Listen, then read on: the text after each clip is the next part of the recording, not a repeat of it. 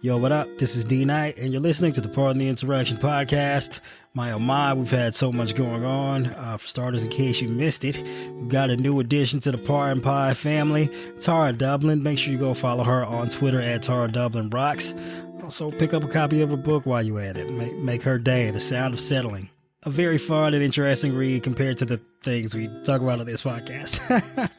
But yeah, we're heading toward the do or die time for the 2024 election. Go ahead and hit up JoeBiden.com. Get that man like $1 a month or something. Help his campaign staff up and get prepared to try and save our democracy. And make sure to grab like one other person you know and tell them about the podcast. Make sure they subscribe and tune in every single week. We got a lot of things coming up for you this year. We need all the support that we can get. So if you do your part and help us grow our audience, we'll do our part and help elect Joe Biden in 2024 and save American democracy. And this is the Pardon the Interaction podcast. Yo, what's up? This is D Knight, and you're listening to the Pardon the Interaction podcast. But before we get started today, I'd like to give a shout out to our sponsor, Sheets and Giggles. Colin from Sheets and Giggles, that's at Colin D. McIntosh, who I like to lovingly refer to as the pillow guy of the left. Insurrectionists have Mike Lindell, and we've got Colin. So, if you want to support democracy or just pick up a set of fantastically soft, sustainably sourced sheets or pillows and bedding, do so at sheetsandgiggles.com. 1, 2, 3, 4. Solo pod today. The girls are out. They're at home resting comfortably on their own set of sheets from Sheets and Giggles. Give them a little break. I feel like I've been wearing them out and running them to death every single week on the pod. Because the news is fucking endless. It never stops. But that's part of the insurrection. We care about consequences for all the fucking criminal activity of the chief insurrectionist on down. You know, we care if no one else does. And with that said, let's actually get started with the chief insurrectionist himself. We actually didn't get to cover this the last time we recorded, as the town hall, the famous debacle of an attempt to launder Trump to us as a reasonable, normal candidate for the 2024 election. That terrible, horrible display of Nazi-like propaganda, that particular town hall was ongoing as we recorded last. We'll start there, as there were a number of confessions to potential crimes that Trump admitted to while he was on stage. Surprise, surprise, because he can't keep his fucking mouth shut. We'll run through those quickly. So first of all, while on stage at the town hall, he actually admitted that he took all of the classified documents. So get this. So after letting his lawyers claim in his defense that the documents were accidentally taken to Mar-a-Lago, this is what he said on stage in front of like literally 3 million people viewing on CNN, that not only did he take the boxes, but that he had, quote, every right to take them from the White House. And I won't do my, stupid, limited, fake Trump impersonation, but he said, quote, I didn't make a secret of it. The boxes were stationed outside the White House and people were taking pictures of it. Good job. Way to confess to potential espionage violation there, sir. You're a genius. And then, upon being asked whether or not he had shown any of the classified documents to others, which is like obviously a question that investigators would love to know the answer to. and regardless of whether or not you did or didn't show them to other people, I feel like the most appropriate answer there, if you're looking to avoid legal jeopardy, would be no, because disclosing classified material not authorized to view it is punishable by up to 10 years in prison. Thank you, Espionage Act. What was Trump's response to that question? Not really, but I would have the right to. That motherfucker didn't say no. He said not really. And then he said no one that he could think of. Jesus shit, his lawyers must be having a fucking mental breakdown at this point. This is the type of shit. Well, I see why he can barely keep a fucking lawyer. I mean, because this is what they're going through. This is the type of client they're dealing with. One that's not only not paying them, but gets on TV and completely destroys all of their potential legal defenses. It must be great. It must be a great experience. Among his other mishaps at CNN Town Hall, I know, granted, it's been over a week now, and I'm like, damn, I can't believe you're bringing that up. So such old news. Yes, but it's fucking bonkers, and it's directly from his lips. He pledged to, get this, and the name of this podcast, again, is supposedly meant in irony, like it's tongue-in-cheek. We're not actually legitimately, supporting the idea that any insurrectionist should be pardoned. Well, Trump's like, yeah, I'm gonna pardon the fucking insurrectionist. Yeah, well, good job, sir. That's also a potential violation of the 14th Amendment, where it says whoever incites, sets on foot, assists, or engages in any rebellion or insurrection against the authority of the United States or the laws thereof, or gives aid or comfort thereto, shall be fined under this title or imprisoned not more than 10 years or both, and shall be incapable of holding any office under the government of the United States. So it's like, I'm going to, not only after having been president of the United States, while I'm out of office, pledge to offer aid and comfort to the insurrectionists. I'm not entirely certain what the legal standing would be for a suit in court demanding that he not be eligible for office, but I feel like it wouldn't be a long shot. It'd be like a non-zero chance that a judge would rule, hey, this is the type of behavior that should disqualify anyone from potentially serving in office, in any office under the federal government. One of the other more asinine things that Trump did at the CNN Town Hall was where he admitted that his plot to overturn the 2020 election was to force Mike Pence to decertify the Biden electors, so that I'm sure Fani Willis down in Georgia is particularly interested in that particular bit of testimony straight from his lips, his utterances. Good job there, bro. And then he also implied that Mike Pence's life wouldn't have been in danger if he'd just stolen the election for him. It goes on and on. And then, of course, this was literally the day after being found liable in court for sexually assaulting E. Jean Carroll and defaming her reputation. He steps on stage at the CNN Town Hall and defames her yet again, repeating the same lies that cost him millions of dollars in a judgment, hours previously.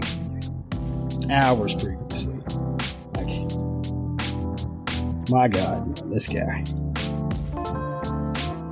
And then what's really incredible is that after this CNN Town Hall, the idea that CNN was having Trump on and giving him free reign of the place, that they were doing this for the ratings. CNN's ratings somehow fell so far that they ended up in 4th place behind Newsmax. How is that even possible? How do you have less primetime viewers than Newsmax? It's fucking insane. That's literally the thing Fox was most worried about, and CNN managed to pull it off. Good job, guys. You get everything you fucking deserve on that one. Kudos to you. You fucked around and found out. But yeah, I guess there's no deep need for me to bash CNN. They did it to themselves. And you all have long since taken up the mantle of destroying CNN for this fucking disaster. So there's no point in rehashing that. But I guess if I were to say that there was one good thing that came out of this entire CNN Town Hall debacle, it's the fact that Trump was presented with an opportunity to admit to to make a number of statements that would be considered in court to be admissions against his own interests. and because they are statements from his own mouth, they are not subject to the guidelines that prevent hearsay from being introduced as evidence. So kudos to you, sir. That is typically why law enforcement informs you of your right to remain silent, because anything you say or do can be used to incriminate you. Ace job, bro. Alright, next up. The investigation of the investigation falls short. This is gonna be a good one.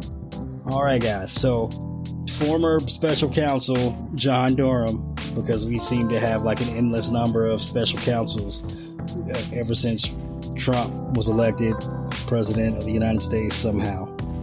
If you're unfamiliar with who John Durham is, he's a U.S. attorney who was appointed by Bill Barr like weeks after the conclusion of Mueller's special counsel investigation to investigate the investigators. Because for Barr, just saying complete and total exoneration when it came to Mueller's report was not enough. Barr had to go out of his way on Trump's behalf to try and discredit the entire Russia investigation itself by appointing someone to investigate the FBI in an attempt to make the FBI seem as though it was in fact biased towards Trump and that this was all a hatchet job by the FBI to ensure that Trump was not elected.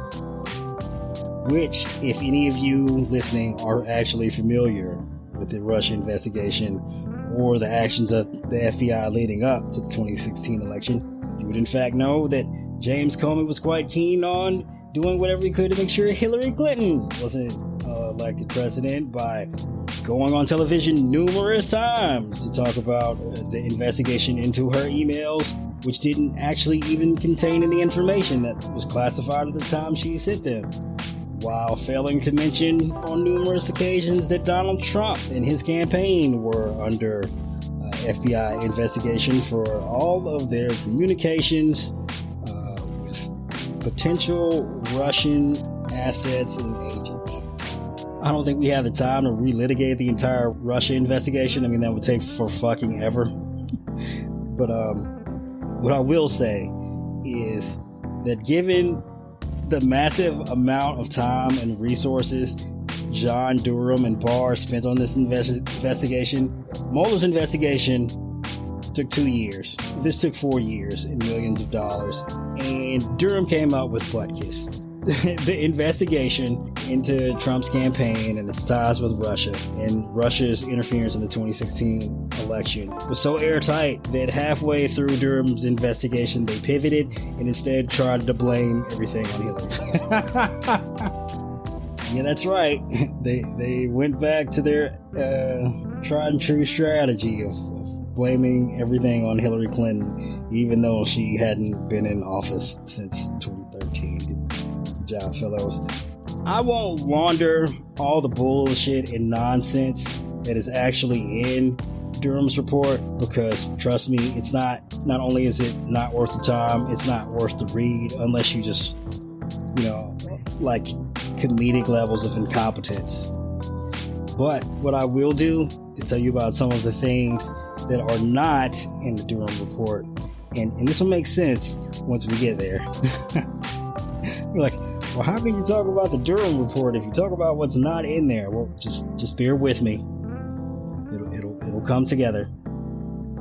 In Durham's race to try and prove that the Russia investigation was poorly predicated, meaning it shouldn't have been started at all, these are a number of things that Durham fails to mention. He fails to mention, like, the actual communications between Russians and Trump's campaign, of which there were many. So he's off to a terrible start. He fails to address, and this is a big one, this is the reason why the FBI began investigating links between the campaign and the Russian government itself. For one, George Papadopoulos blabbed to an Australian ambassador in 2016 that the Russians had highly damaging information on Hillary Clinton and were planning to soon release it in order to help Trump and the Trump campaign win in 2016. And then you'll never guess what happened. Well, just a couple of weeks later, by some random happenstance, WikiLeaks releases a bunch of emails creating a massive scandal surrounding her campaign that she never really shook off. And the most important aspect of that is that at the time, no one could have known that the Russians had them unless they were talking to the Russians. Yay! Put two and two together there, dumb fuck. Like, how could you possibly not address that in your fucking report when you're talking about the origins of the investigation? Like, you never bothered to ask, I wonder who Papadopoulos was talking to.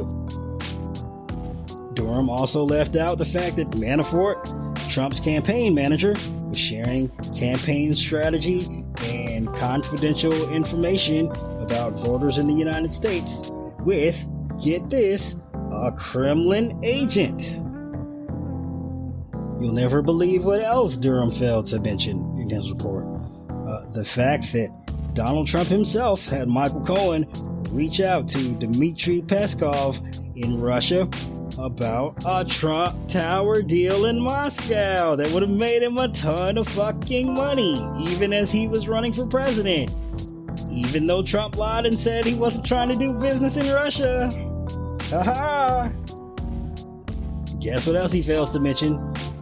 As Trump was literally begging Russia to interfere with the 2016 election on TV, saying, Russia, if you're listening, find Hillary Clinton's missing emails, and then the Russians literally ran to their fucking computers to try and hack Hillary Clinton's emails, as well as the DNC. Like, he fails to mention that. That doesn't come up either.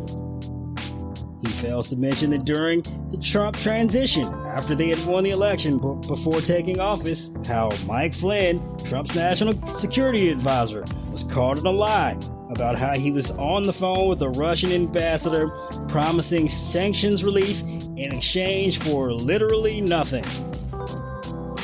I wonder why Trump's campaign would be trying to offer the Russians sanction relief if the United States wasn't getting anything in return. It boggles the fucking mind.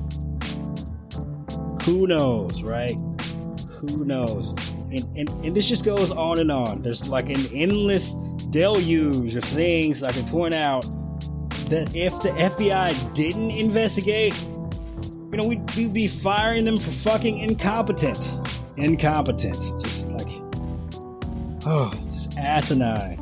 I can't believe that they tried to whitewash all of the Trump campaign's contacts with Russians during the campaign as if we didn't fucking see it happen in real time. I mean, for God's sakes, he doesn't even mention Trump Jr. having the fucking Russians in Trump Tower. It's floors beneath his dirt.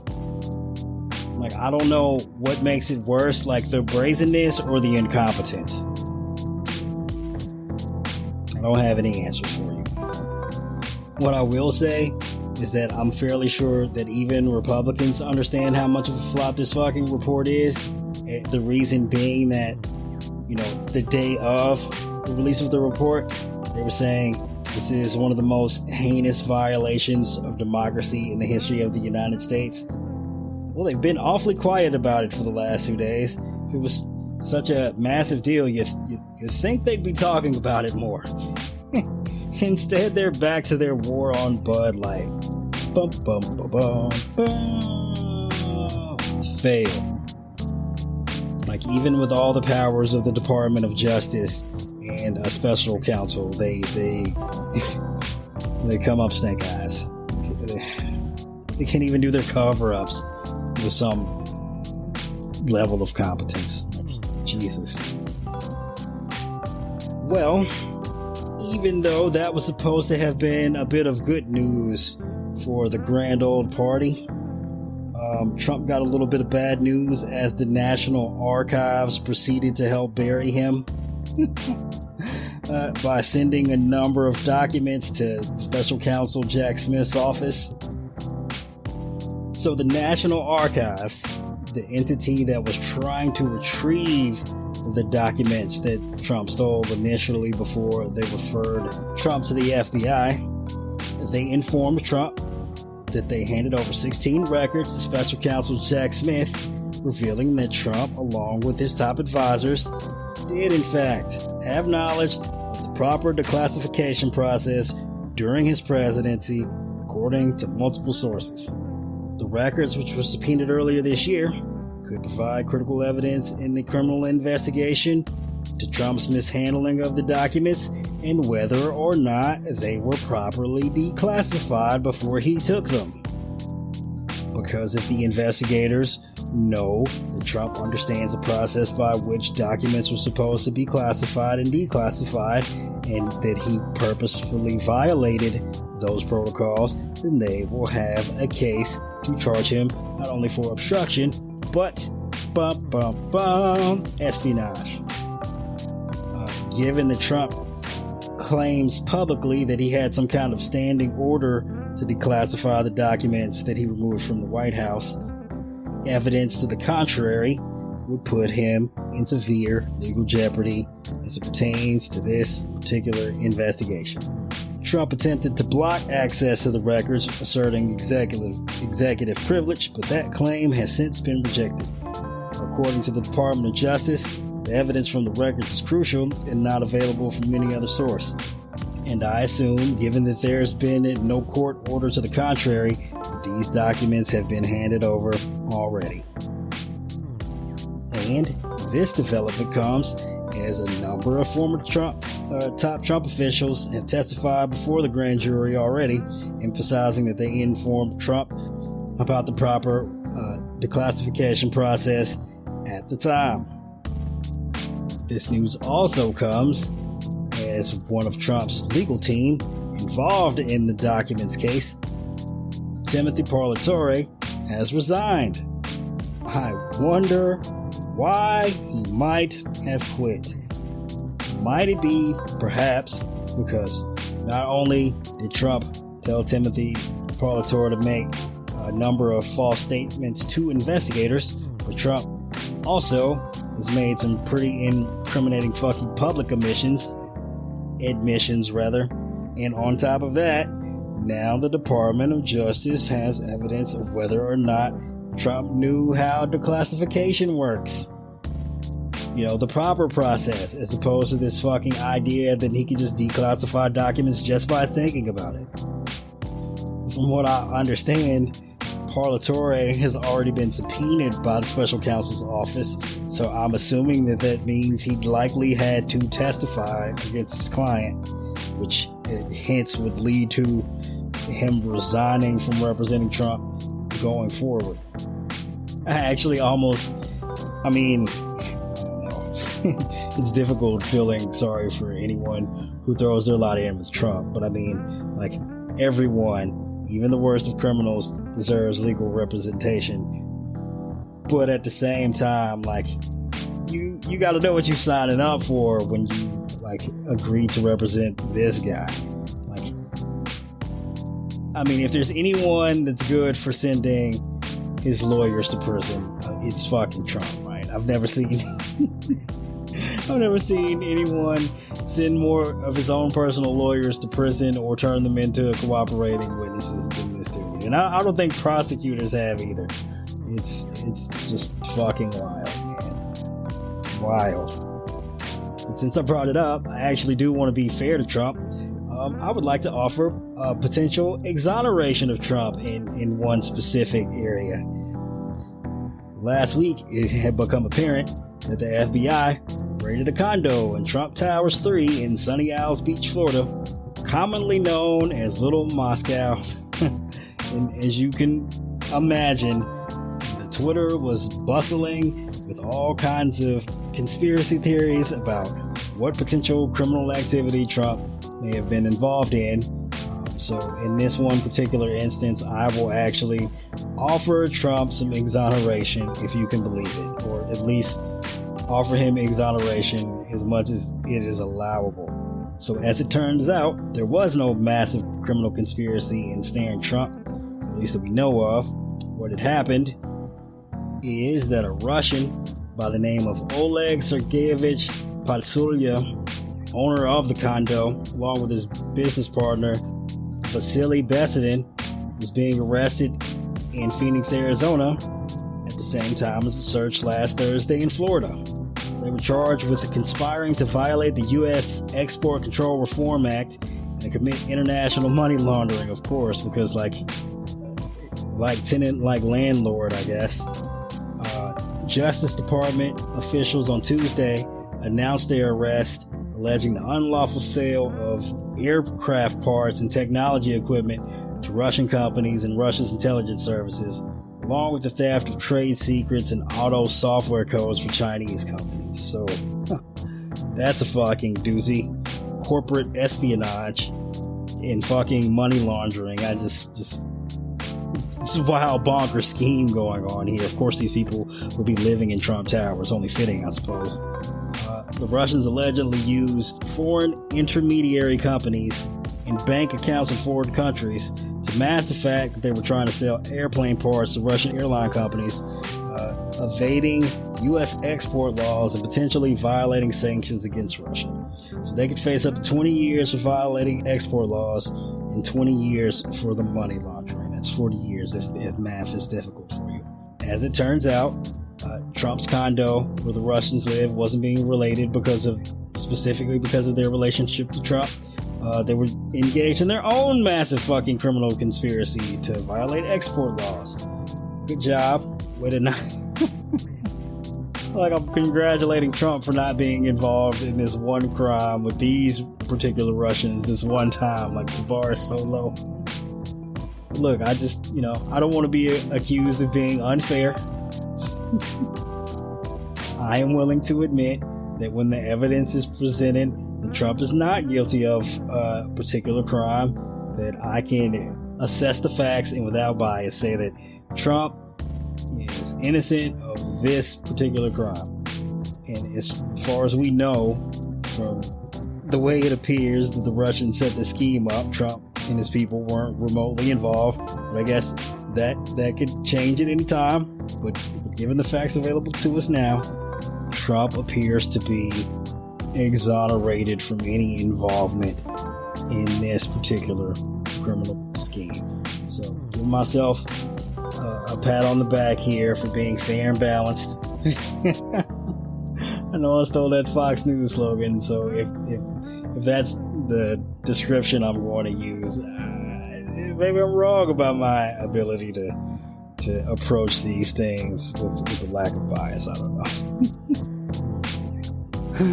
Anyway, on a lighter note, the former CEO of Twitter recently replaced himself with head of marketing, I believe, for MSNBC.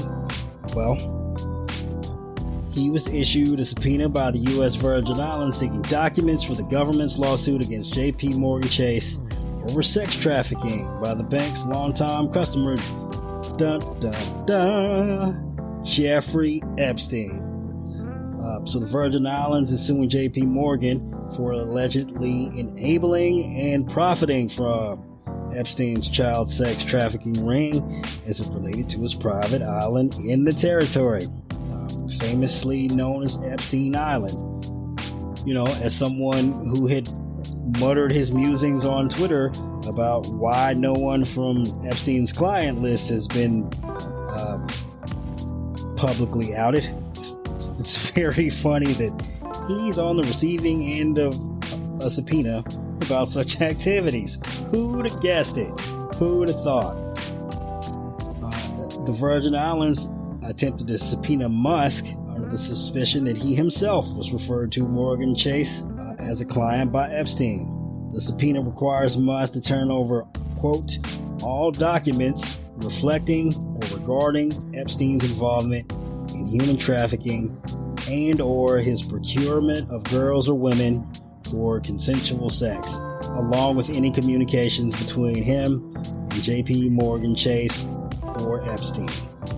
I'm also not entirely certain how, if you're an underage girl, you can have consensual sex, but semantics aside, I suppose. It looks like the guy who spent $44 billion on turning Twitter into like a right wing in the style of Parler/Truth Social may have potentially been involved in trafficking of little girls himself. Bird apps of a feather, I suppose. I think one particularly entertaining detail of the Virgin Islands in their attempt to track Musk down to serve him with a subpoena, because it seems as though he was trying to avoid the service, was that a judge ruled that Elon could be served through his company Tesla, of which he's a majority shareholder. So I can only imagine what a surprise it must have been for Tesla's board, given everything that they've gone through with Musk over the past couple of years, to receive a subpoena about sex trafficking of girls at Epstein's Island for Elon Musk.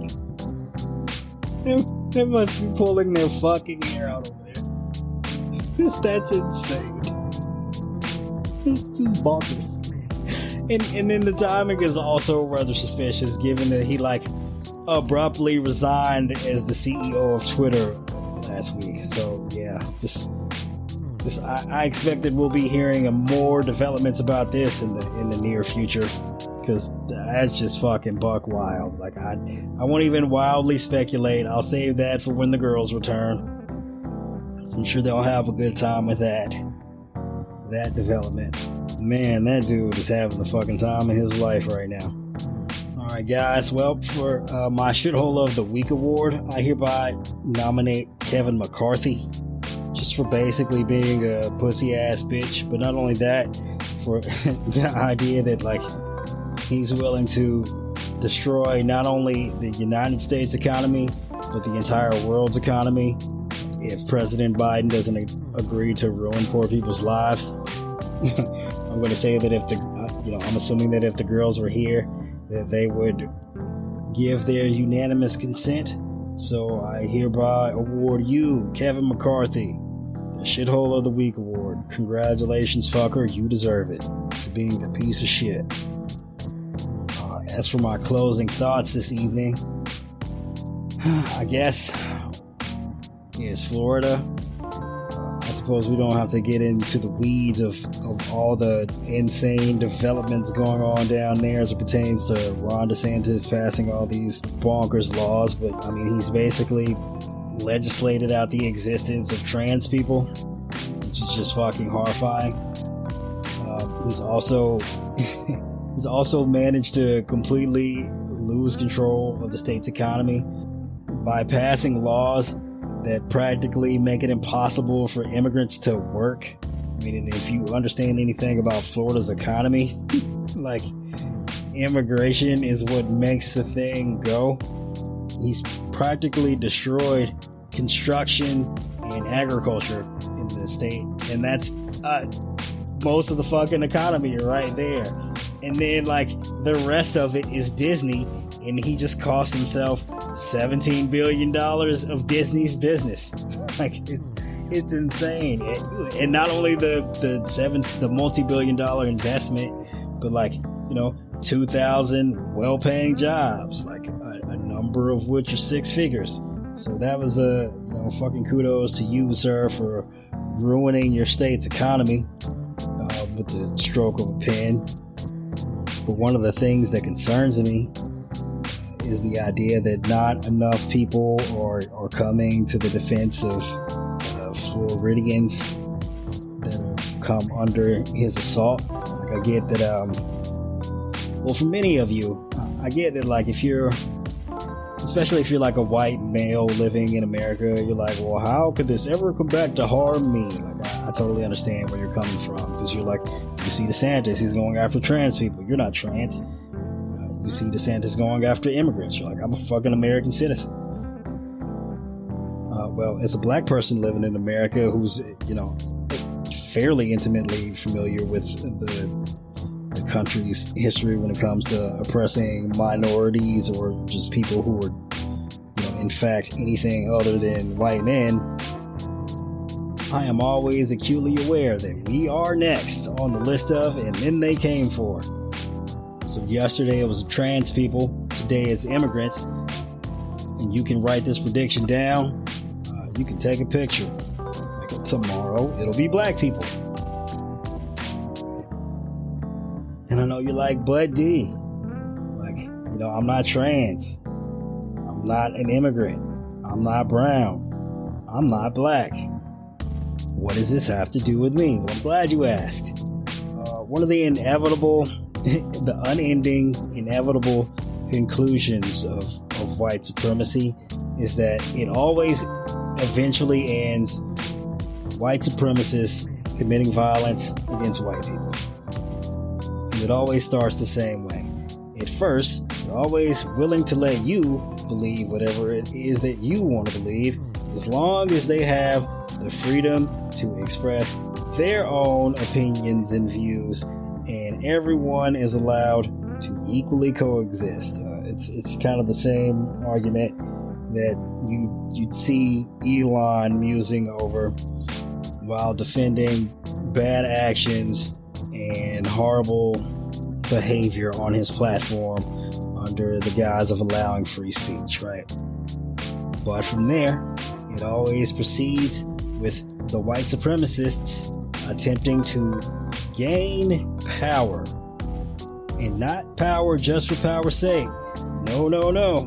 They want to gain power so they can implement what they believe is their right to control the way other people live. And first that begins with the other. They otherize the people who do not look like them, who do not live the same or similar lifestyle as them. In this particular instance, it's the trans people. At other times, previous times in our history, it was the gay people as a recent example, as well as in this particular case, brown people, the illegal immigrants that are under assault in Florida, and elsewhere for that matter. But from there, what usually tends to happen is that it's not just enough for these people to express their own views or to amass power to negatively affect the lives of other people who are not like them, but they eventually come to the conclusion that you have to join them in adopting their philosophies and mentalities and inflict pain and suffering on undeserving people or else. And a perfect example I can give you of this phenomenon is the 1/6 attack on the United States Capitol. The white supremacists, in an attempt to remain in control of the United States government, attacked their own legislative branch. A number of them individuals who they voted for themselves, even their own fucking vice president. And they did, in fact, have a set of gallows outside the United States Capitol that day, and massive crowds of people were there at the time chanting over and over, "Hang Mike Pence, hang Mike Pence." And Mike Pence is one of their own, one of the individuals that they themselves voted for. So given that, how long do you think it would take for them to decide to turn those gallows around and have them ready for you? And that concludes this episode of Part of the Insurrection.